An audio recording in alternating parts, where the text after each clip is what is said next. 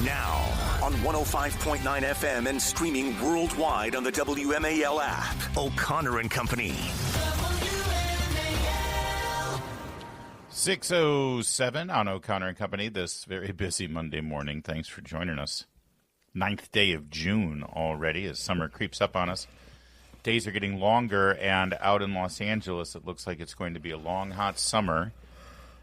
If our elected officials can't do something about the violence in our streets, as L.A. is going to wake up this morning to a third straight day of riots, we've got it covered all morning long. Coming up in 30 minutes, we'll talk to Jane Hampton Cook about literally the miracle that was the American Revolution. 7:05, Joe DeGeneva. 7:35, Newt Gingrich on the reconciliation package. 8:05, Cully Stimson. And then 8:35, Kurt Schlichter, who was deployed with the National Guard in Los Angeles during the Rodney King riots. It's Larry O'Connor with Julie Gunlock. Morning, Julie. Good morning. Joining us now is a friend of our program, radio talk show host in his own right. I think of myself as a bit of a mentor to one Rob O'Donnell, former New York. I'm going to take ownership of anyone in the business. Former New York police officer joining us now, and he can be heard up in the Scranton area on his very successful afternoon drive show. Hey, Rob, good morning. Thanks for joining us. Hey, Larry. Hey, Julie. Thanks for having me. I saw you were very active on social media criticizing what was going on in Los Angeles, the L.A. police chief, the interaction there with the politicians. It's always disconcerting when you see a police chief speaking on behalf of law enforcement talking like an elected official, and that's sort of what we saw here. Is that part of the problem, Rob?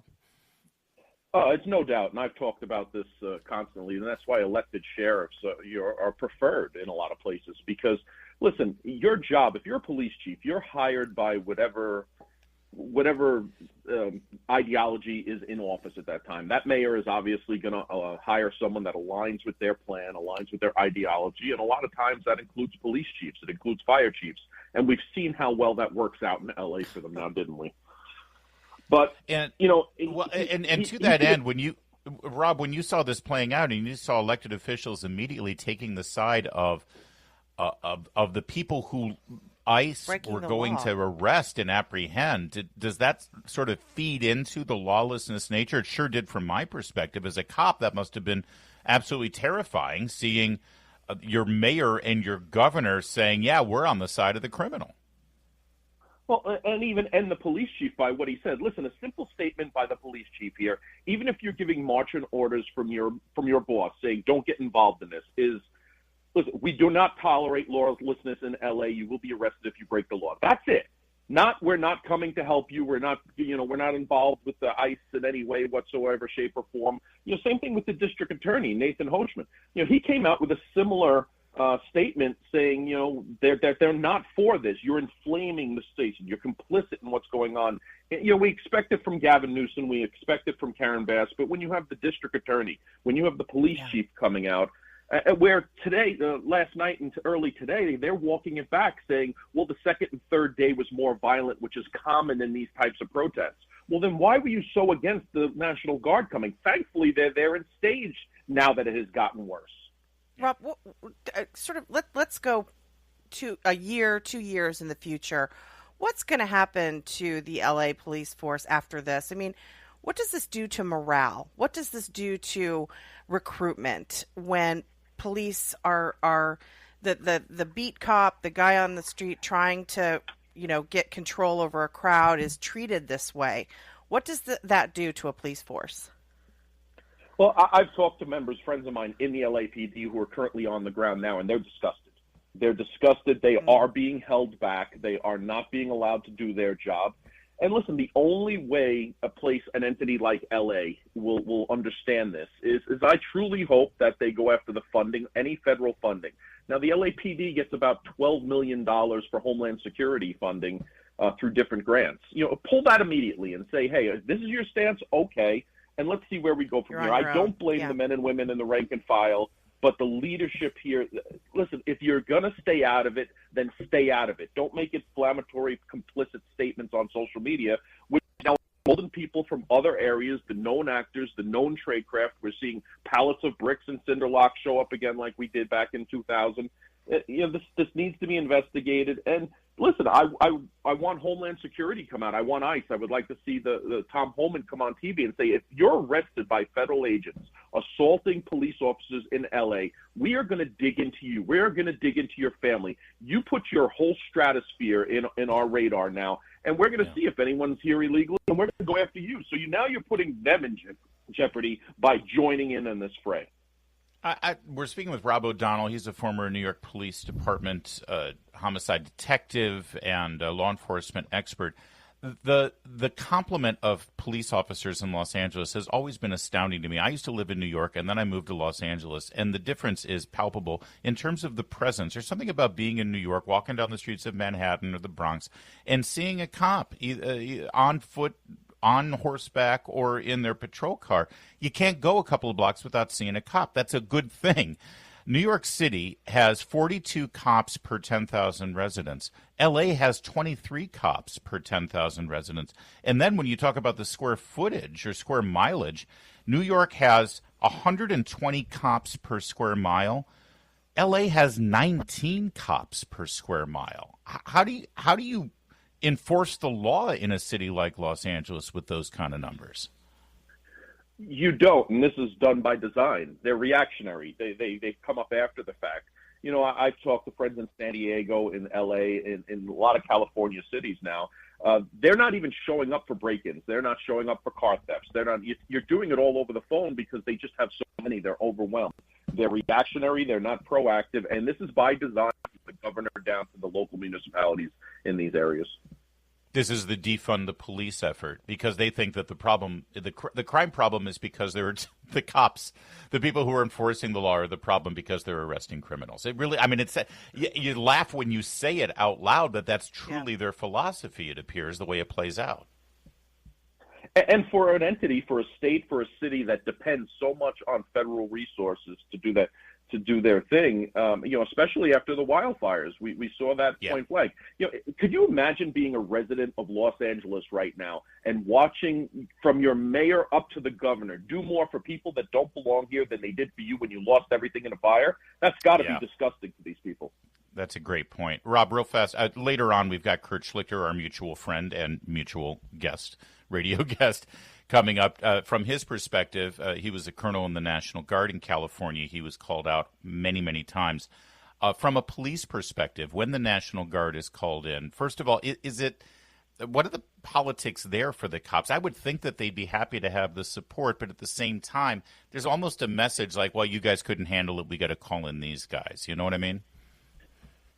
Well, you know what? I've been in these situations after 9/11. The National Guard was doing a lot of perimeter security down in New York City. And I know Kirk has a very, very relevant experience with this during the previous LA riots. Listen, they're welcomed. Everyone knows that the police are being hamstringed here, that they're being held back, that they're not being allowed to do their job by feckless leadership. That includes their police chief, it includes their mayor, it includes their governor. And hopefully, something is done on the federal level to highlight this. And I'm not saying go out and arrest these people. I think the people there elected these individuals for these types of politics. But go after the federal funding. Go after the cooperation that L.A. needs, that the state of California needs with the federal government, and see how fast they start coming around. Washington, D.C. always loves to hear that lilting Southern accent from Rob O'Donnell. It's just always nice. Well, the South Bronx, that is what I mean. Right. Rob, always good to talk to you, my friend. Thanks you for Rob. joining us this morning. Thank you for having me, guys. WMAL, making sense of the news. Live from the Home Paramount Pest Control Studios. Home Paramount, the leader in pest control since 1939. As events were playing out over the weekend and we were seeing the same cable news lies going on, it's peaceful protests, while literally their own, it's like they don't look at their own monitors, I know. Seeing the video of cars ablaze and people, with masks on storming the expressways. And they certainly don't care about the law enforcement officials or the men and women who were in danger. They didn't care about them. This is all playing out, and then ABC News correspondent Terry Moran apparently had a glass of wine or two. And Maybe he meant to send this as a text message to a buddy, but instead he sent it out on X for all the world to see. He deleted it after the fact, but here's what he wrote. The thing about Stephen Miller is not that he's the brains behind Trumpism. Yes, he is one of the people who conceptualizes the impulses of the Trumpist movement and translates them into policy. But that's not what's interesting about Miller. It's not brains, it's bile. Miller is a man. Stephen Miller, by the way, is the deputy chief of staff at the White House. Miller is a man who is richly endowed with the capacity for hatred. He's a world-class hater. You can see this just by looking at him, because you can see that his hatreds are his spiritual nourishment. He eats his hate. Trump is a world-class hater, but his hatred only a means to an end, and that end is his own glorification. That's his spiritual nourishment. I mean, Terry Moran. This is the guy who ABC News selected to conduct an exclusive one-on-one interview with President Trump in the Oval Office, because they couldn't use George Stephanopoulos since he was part of a $16 million defamation settlement against Donald Trump, and they couldn't use David Muir because it was discovered he cheated on behalf of Kamala Harris during the debate. So ABC News had to get to Terry Moran, and this is Terry Moran. You're always really good at reminding the listeners that this isn't about Trump. This is about the people who voted for Trump. Yeah. This is how Terry Moran and the mainstream media feels about anyone who supports Trump. And I'm not, look, I'm not talking about just the people that are really, really sort of MAGA and love Trump and are passionate about Trump. I'm talking about anybody who saw the country going in a wrong direction and said, you know what, we're going to give this a try. Biden is not equipped to take a second term. We're going to give this a try. Anybody who voted for Trump. This is how Terry Moran feels, and this is how the mainstream media feels about you. Because Stephen Miller's crime over the weekend that triggered this was enforcing the demanding law. Enforcement of the law. Yeah. Yes.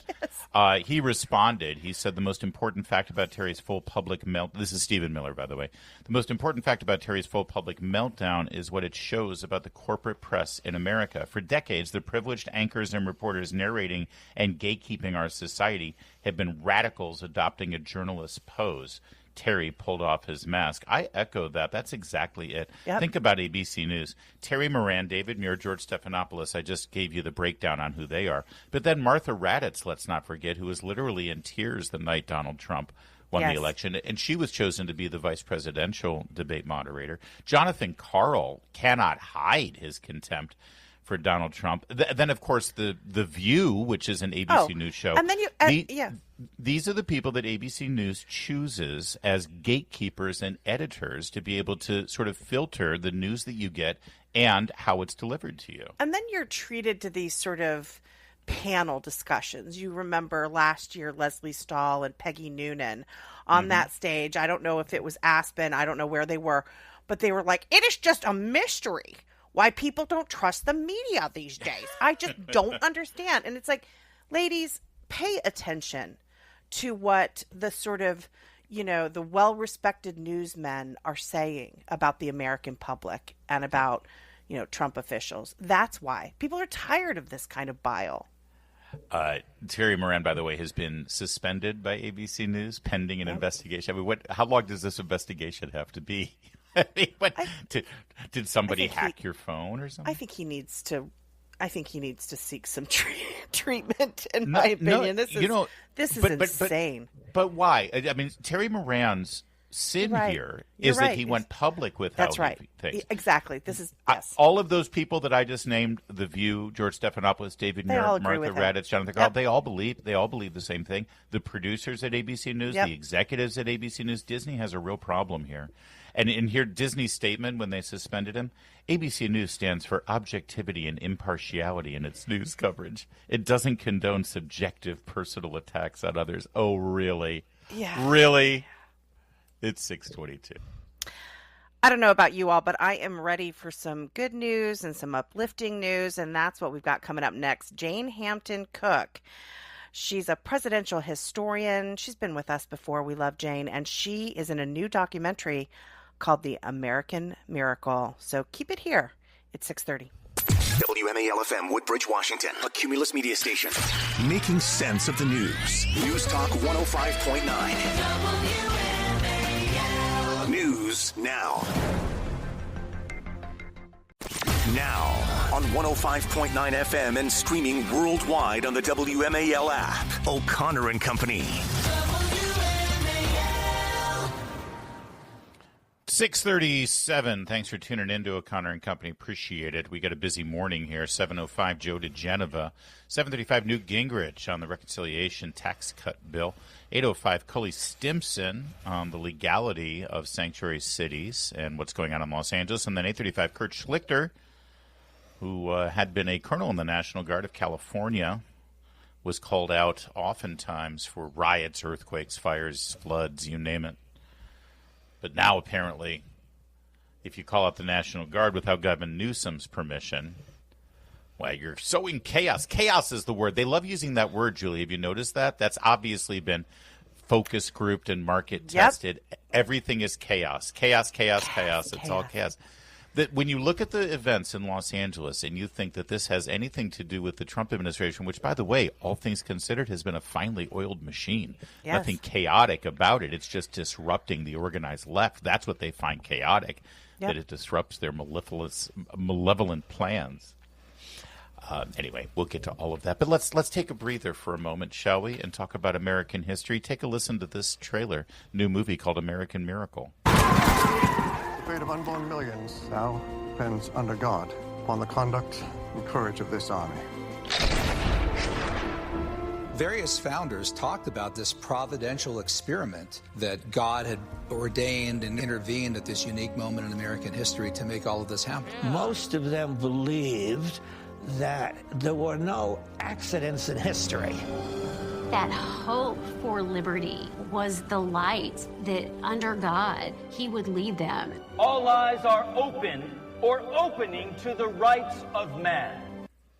Hold on, I recognize one of those voices. It's our regular guest and listener. I think she lives right in the neighborhood. She, of course, is the one, the only, Jane Hampton Cook, presidential historian and a part of the cast of this film, American Miracle. Thanks for joining us, Jane. Thanks for having me. So here we are on the brink of celebrating the 250th birthday of the U.S. Army, the U.S. Navy, the U.S. Marines, all taking place as the Continental Army was forged 1 year ahead of the Declaration of Independence. And when you look back on it, a lot of people say this was no accident. This truly was the hand of God. And if I understand the premise of the film correctly here, Jane, the founders believed that at the time. They thought God was on their side. Absolutely. And they use the term providence a lot. Providence meant God's presence in this time period. And George Washington himself wrote the word providence 563 times in his writings. And so new technology, searching by keyword, allows us to find facts like that. But they definitely believed that the interpositions of providence had enabled them to have this victory against the British ultimately. And there were a lot of events that happened that you really couldn't explain in human terms. The another term that's used a lot is experiment, the American experiment, which for so long has been thought of as a success. But I think people are a little worried about that experiment, especially as this weekend, as we look at LA and what happened with the riots. Sort of the rise of these activists, the rise of these NGOs that often fund this kind of sort of riots and protests. What are your thoughts after this weekend and the riots in LA? Is this experiment still working? Well, you know, it's still working on one level. We have three branches of government, but you're right, it's been highly corrupted. And that's one of the reasons that this movie was made. And we deal with some of those issues and talk about how, you know, almost every institution in America, people have lost faith in. And so, you know, we need to revive the American experiment culturally. And that's a lot of what the Trump administration is trying to do, is to have impact and to inspire us. You know, I think we need to celebrate the great things in American history so that everyone can have hope for their own future. And that's one of the things that's been missing. And those riots, you know, exemplify it, unfortunately. The new documentary is called The American Miracle, and it features a host of celebrities and superstars and historians like Jane Hampton Cook talking about, well, what truly was a miracle, the forging of this country. Let's go back again to their eye on God. You said George Washington used the word providence so often. If you look at their writing, all the founders, Ben Franklin, Thomas Jefferson, they invoke God. They invoke the Exodus quite a bit, and sort of the liberation and freedom of people. Yes, they did. And John Adams believed that the preservation of liberty depended upon the moral and intellectual character of the people, and that stemmed from God. And he talked to his wife Abigail about this sermon he heard a month or two before the Declaration, and it talked about how the Americans were like Moses and the Israelites, and that this was God's plan for them to be liberated from England. And so you wouldn't have had a revolution really without the clergy helping to guide their flocks, Wait, Jane, I'm so sorry. I hate to interrupt you, but I mean, usually you're spot on, but we have a separation of church and state here. We can't have God involved with our founders and with the actual formation of our government. God's not allowed. Yes, that's been an interpretation that is false. It's true that the founders they didn't see that separation. They really expected Christianity and their beliefs to be cultural, and that would continue. And I think that, what I like about the founders is that they gave religious liberty from the beginning. And even George Washington told his men, look, if you have a disagreement with someone over religion, treat them with respect. So religious liberty, they were confident enough in what they believed about God to let it be free and to not mandate and dictate freedom of conscience in that way. American Miracle is the movie. It's going to be in theaters starting today through Wednesday. You get more information at AmericanMiracleMovie.com. Jane, congratulations on this and the success of your Revolutionary Readers children's book series to help teach kids how to read at the correct grade level and sort of celebrate how great our country is, which is in short supply if you go to the kids section in any local library. So thank you for doing that too, Jane. Always good to talk with you. Yes, thank you so much. She's a movie star now. I told you she was a movie. She looks like a movie star. She does. It's 6:44. WMAL, making sense of mainstream media because the double standard is real. Download the WMAL app to stream us for free. Amazing story unfolded over the last several days here in Washington, D.C. as we see the mayhem going on in Los Angeles. D.C. has its own problems. It was Pride weekend, as you know, Julie. Pride, one of the 7 deadly sins, but honestly, the least of concern when it comes to the Pride demonstrations that you often see. It's like, yeah, I know. If Pride were the only sin on display, I'd be okay with it. But honestly, Larry, I know we're going to get into this story, but it is amazing how few Pride displays I've been seeing in businesses, restaurants. Wow. And look, I live in a very liberal area. It really has been a shift. Yeah. Yeah, I agree. Kind of remarkable. But the cities still engage in their public displays. Oh yeah, and there will like be the more. crosswalks It's only June and all that. 9th, Yeah, of course. So over the weekend, and of course, Dupont Circle is sort of the epicenter of the gay community in Washington, D.C. And over the last several years, there's been quite a bit of mayhem during these Pride festivals. And so in preparation for this weekend's events, the police department erected 8-foot fences around Dupont Circle. It was for World Pride Weekend, apparently. That's an international thing here. And they were very upset that the park was closed off. This was discriminatory. The HRC, Human Rights Campaign, got involved. All of the activist groups got involved. The Mayor Bowser, complained about it. She's the mayor. She said that the chief didn't consult her before sending the letter about closing Dupont Circle, and said this is outrageous. Take down those fences. Yep. Open it up. Just like January 6th. Let me just be clear. The D.C. police protected Dupont Circle more than they did the Capitol on January 6th, okay? So the mayor had their way, Right. the gay rights activists, the trans rights, everyone had their way. They took down the fencing. They opened up Dupont Circle. And this just in, 2 minors were stabbed in the park during a fight at 7 p.m. on Saturday night. D.C. police investigating a shooting and a stabbing in Dupont Circle Saturday, just hours after the district agreed to reopen its park amid an outcry during World Pride. So maybe they should have kept it closed. Maybe they should have. Meanwhile, this Saturday will be the military parade in Washington, D.C., celebrating the 250th anniversary of the Army and also Flag Day. And there are huge protests planned for this. Organizations, well-funded organizations, probably with your tax dollars, including one called Refuse Fascism. Oh, good God. They're going to be stepping up at Logan Circle and then marching to the White House during the parade. And one of the slogans that they've got there, Refuse Fascism, is Trump must go now. So, this is the pro-democracy movement. Yeah, he was They call elected. themselves pro-democracy. Yeah, he was elected. And they're demanding the elected. removal of a duly elected constitutional president. Way to refuse fascism. Well done. 6:52.